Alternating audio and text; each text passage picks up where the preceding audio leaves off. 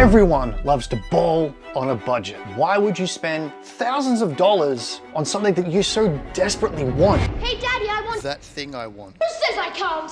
The man with a funny hat. I want to... That thing I want. When you could buy it for $10 and a firm handshake from some dude named Dave and still have enough money to pay rent at the end of the week.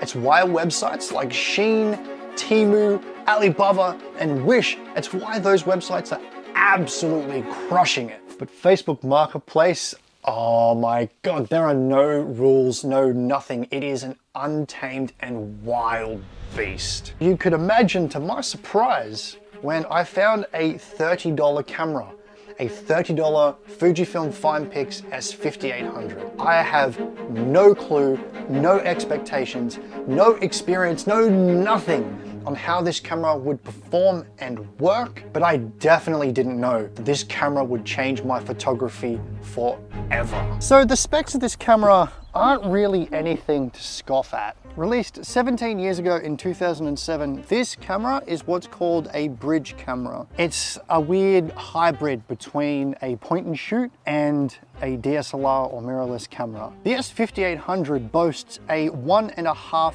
inch CCD sensor at 8 megapixels, an f3.5 to 3.7 38 to 380 millimeter non-interchangeable lens, which ends up being a 35 millimeter equivalent with 10 times optical zoom. It has sports, portraits, and macro modes, a modest ISO range between ISO 64 and 1600, and surprisingly, it has some form of image stabilization. This camera is pretty underwhelming for today's standards. It doesn't have any extended dials, it has no focusing rings. Its burst mode is pretty atrocious.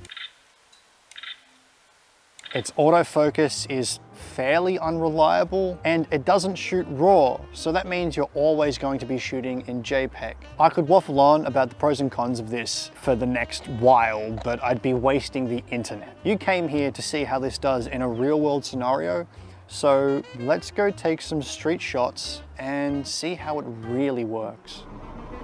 I'm just trying to get some settings here. I'm not entirely sure what I'm trying to look for here.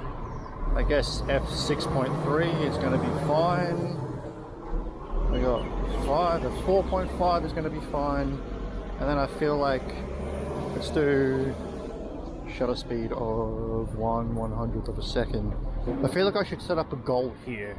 I feel like I should say that we are going to try and get a photo of a person, a photo of a building, a photo of a car, and a photo of some kind of landscape. We'll see how we go. This might be a little bit more difficult than anticipated, especially trying to find unique compositions here as well. What about the corner of this building here?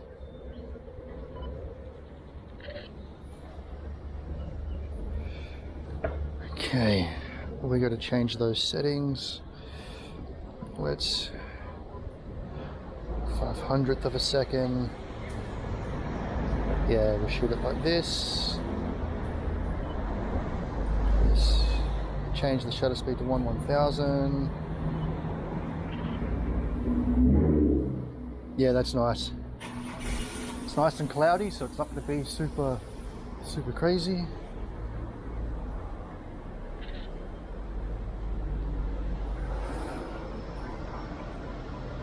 That, I wonder if I might be able to do something with that in post. I wonder how this is going to do with a burst mode. Now, I have no clue how to add a burst mode on here. Okay, here we go. We've got the settings here, off, top 3, auto bracketing, and long period. What does that do?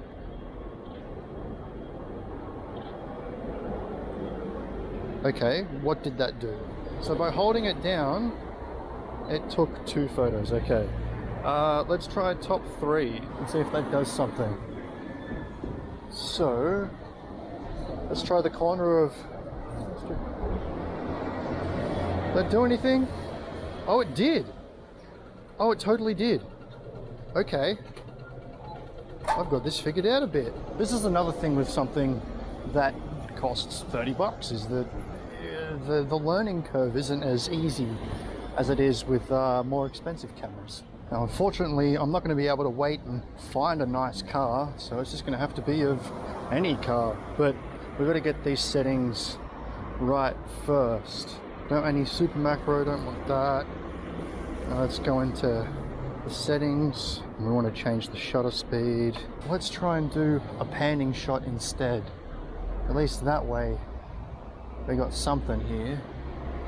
Create a little bit of movement. Which way is it going to be best? Preferring with the more wide open space. So we might try and go something like this. Let's see. Well, let's see if we can give this a go. Yes. Oh, first go. Yeah.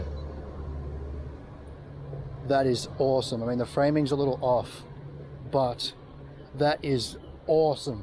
I need something that's unique. Nah. If we're gonna get anything, it's probably gonna be this here. So I'm gonna come back a bit. There we go.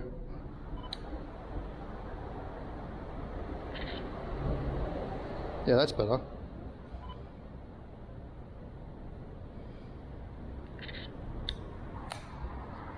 I wonder if we can get a person walking through here somewhere. That might be kind of cool. Ah, feels weird. So here we're over in the middle of the road. What if we do something like this? Let's use that optical zoom. Brace myself on something as well.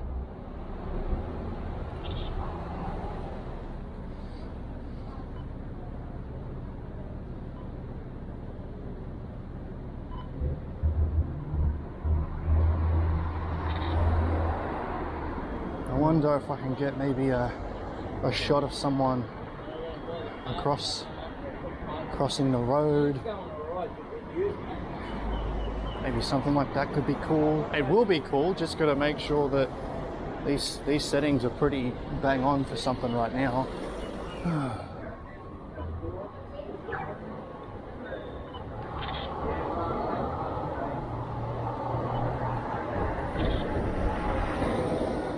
Perfect. Absolutely perfect.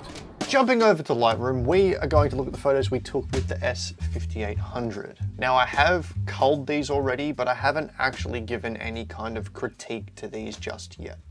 So let's have a look. The first shot we have here is of the building, and as you can see, it's not that bad. You can kind of see there is a little bit of aberration happening here, or defringing. It's got that little purple look to it there. But that is a fantastic quality image, especially for $30, considering this camera here was the same price. Let's move on to the next one here of the person that was walking down the alleyway. Now, it was shot underexposed, which all we would really need to do is bring up the exposure. Now, we are working with JPEGs, which break incredibly easily. You can see that as we start to push this photo more and more and more, we can see that it gets a lot noisier, a lot grainier, especially when you're zoomed in. And then here, like overall, this would probably be fine for social media, but you can definitely see it on the bricks here. It's breaking. And even like down, even here, like it's still pushed too much. That is the second photo that we took. Jumping over to this photo here of the hallway, which takes you from the train station to the adjacent buildings. This here isn't too bad either. You can see a lot of the color noise here, but that's most likely because of how small the sensor actually is. The quality of these images are actually phenomenal. We also have here similar shot. This was taken through a window without a polarizer. That, I mean, you can kind of see it up the top here, but it is so passable. We've got a photo here of the palm tree. You can kind of see a little bit of the haze from the window. You can see a lot of the fringing happening here just along the edges of just some of those objects. Definitely there. I can't really complain for $30. These next two images, I am absolutely stoked that I got, and it was just pure luck. Right here is in focus. Sure, the rest of the car is blurry. I mean, that is a panning shot, that's what it is, but it is absolutely passable here. Framing is off, but I know that I said that when I shot the photo, that the framing wasn't quite right, but it beats taking a photo of a mum van where just a Golf or even a Polo, whatever this one is. And now this here, now he might not be 100% in focus, and he's definitely not. That is a great shot. I am still so surprised that something like this, the Fujifilm Filmpix S5800, can still compete with something like your phone. Like, it's amazing. And sure, like, it doesn't have a lot of the functionality that we're used to, but you know, it's what you get. So we are gonna go through and just edit these photos really quickly. I'm probably gonna fix up some crops, I'm gonna chuck some presets on them, and then I'm gonna provide my final thoughts at the very end. When you edit JPEGs and you start to add presets onto your images, you wanna be really, really careful, because you can see it just in the corner here, that if I'm to expose the building correctly, you can start to see the image break right here, because it doesn't have any of those highlight information. It just has whatever the camera processed. And you can even see it in the colors here, especially on the edges, that if you push this image just a little bit too far, it will break. That's one of the drawbacks of when you shoot JPEGs, that you just can't edit them. I know some people really don't like editing photos. I know that there's people that are very much against them, but I absolutely love it. It's one of my favorite things to do, but I feel like we might be able to bring that back just a little bit, maybe up the contrast just a bit.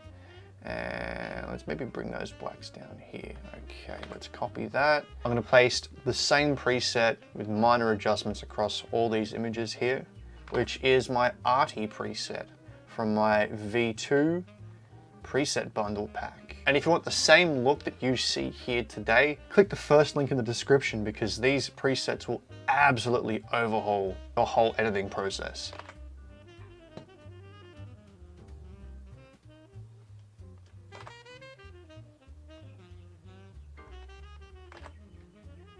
As you can see how quickly this is just moving.